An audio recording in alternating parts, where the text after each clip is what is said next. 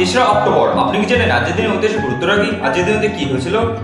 আজকের দিনে 1791 খ্রিস্টাব্দে ভারতীয় উপমহাদেশের প্রথম মাসিক পত্রিকা Calcutta magazine and oriental museum প্রকাশিত হতে শুরু করে। আজকের দিনে 1945 খ্রিস্টাব্দে বিশ্ব ট্রেড ইউনিয়ন ফেডারেশন বা world federation of trade union সংক্ষেপে WFTU প্রতিষ্ঠিত হয়।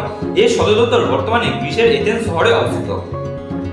আজকের দিনে 1958 খ্রিস্টাব্দে ইংল্যান্ড প্রথম পারমাণবিক পরীক্ষা চালায়। আজকের দিনে 1877 খ্রিস্টাব্দে হরেন্দ্র কুমার মুখোপাধ্যায় জন্মগ্রহণ করেন। তিনি ছিলেন একজন বাঙালি শিক্ষাবিদ এবং পশ্চিমবঙ্গের প্রাক্তন রাজ্যপাল।